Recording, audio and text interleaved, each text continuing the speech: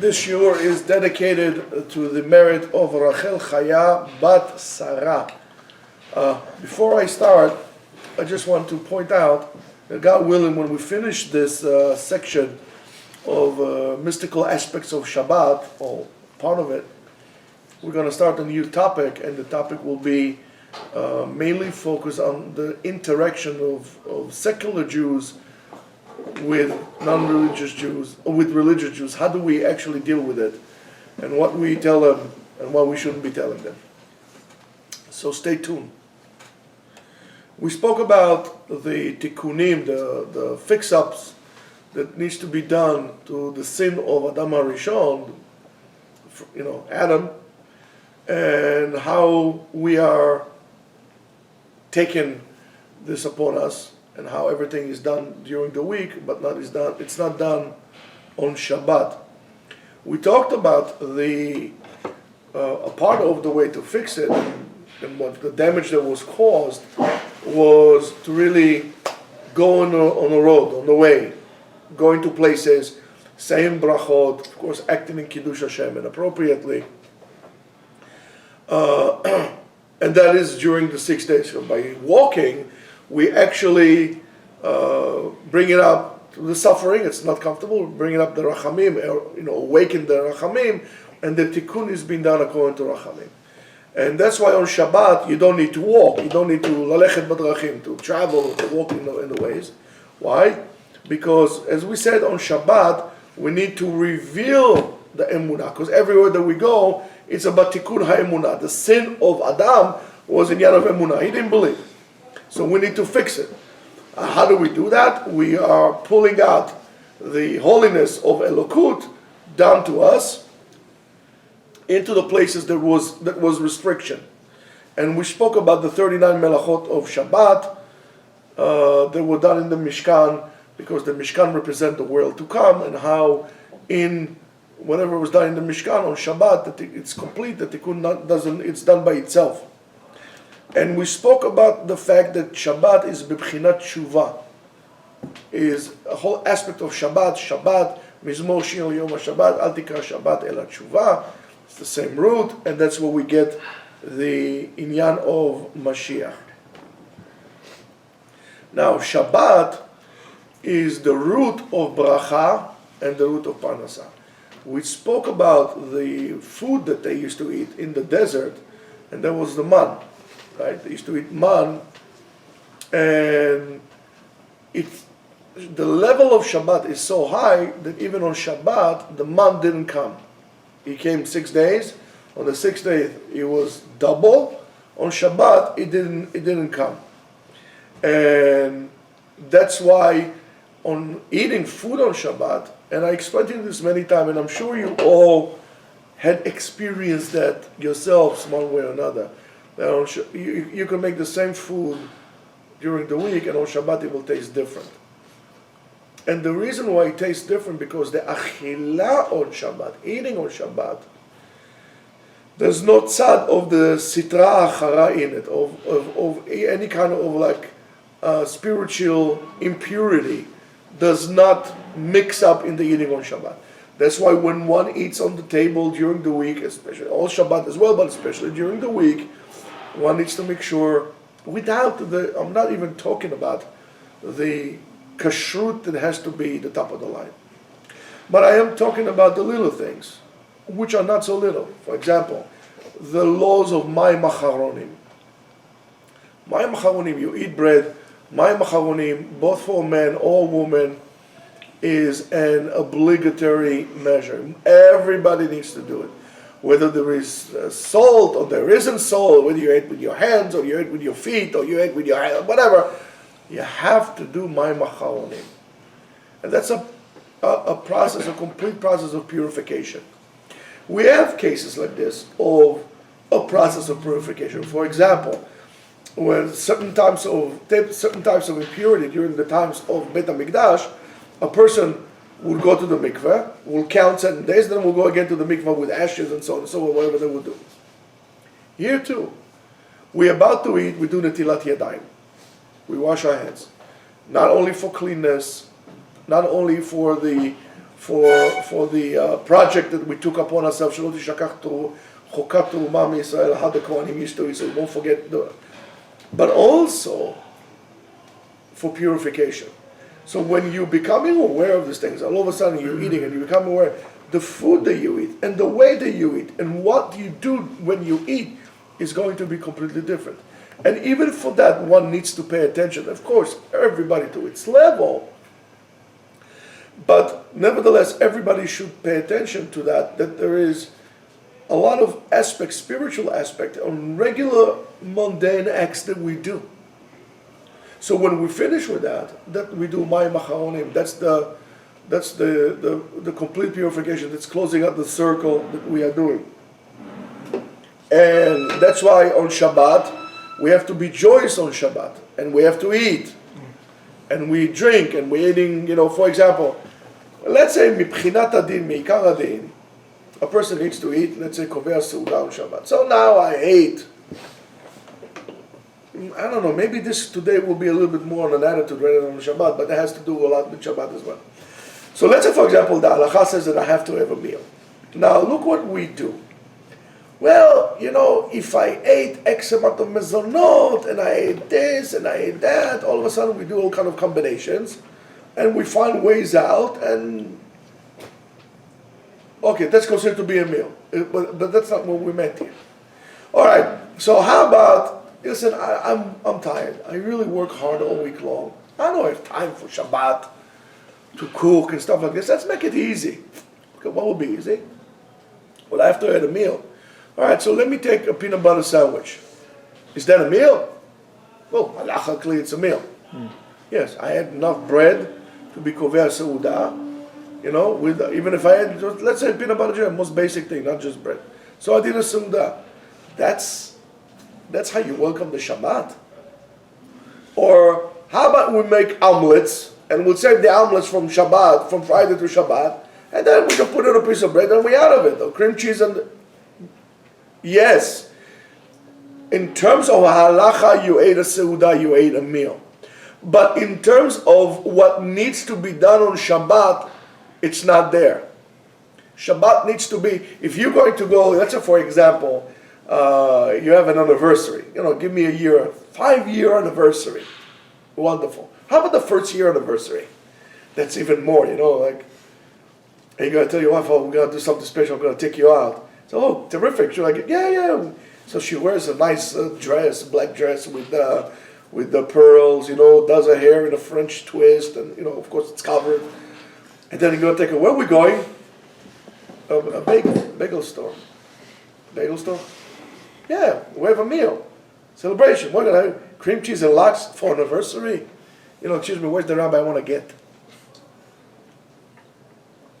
You're going to take her to a restaurant.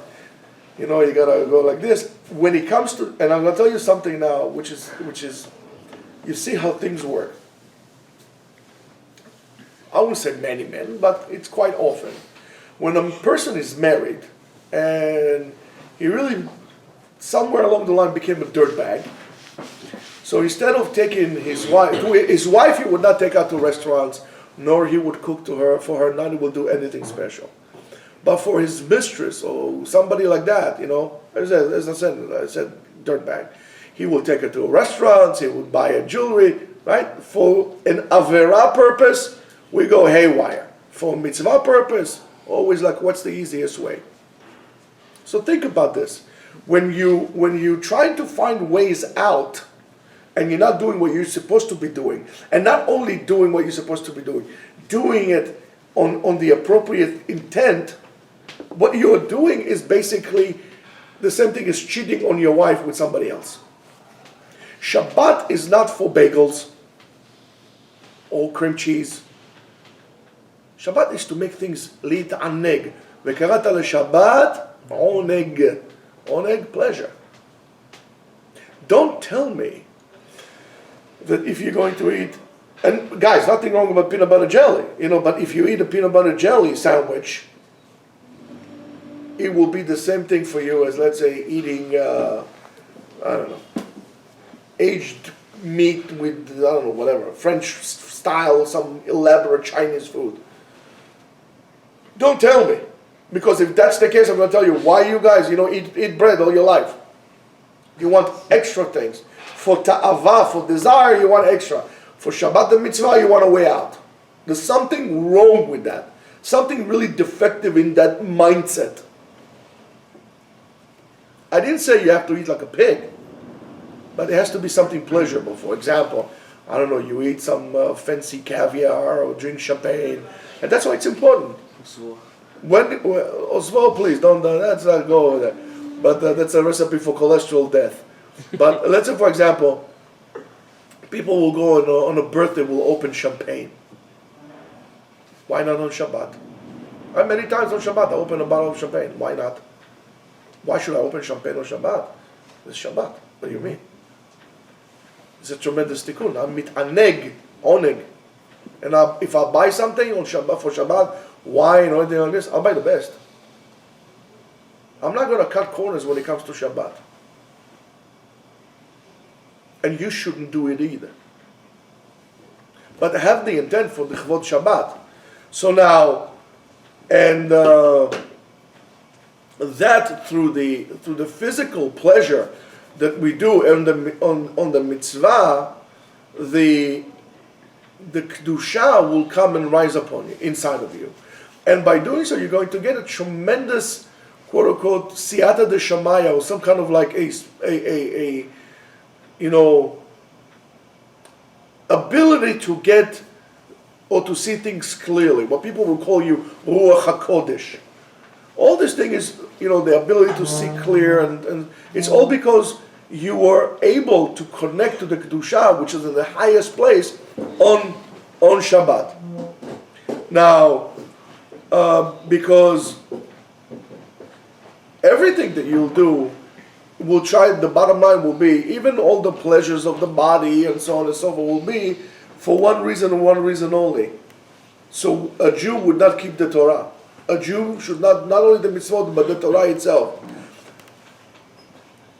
You will have to, during the week, to do so a great, effort. On Shabbat, it's done by itself. So what you do appropriately on Shabbat, by eating and learning and so on and so forth, you reach tremendous high levels of abilities to connect spiritually. Now, it's a machloket tanaim regarding the din of isur yetziah min atchum on Shabbat. Because now we're talking about Chumim. According to Rabbi Akiva, in Masechet Sotah, in Daf Chav Zayin Amud Bet, Tchum Shabbat, 2,000 Amah Amra Torah. The Torah says it's 2,000 Amah.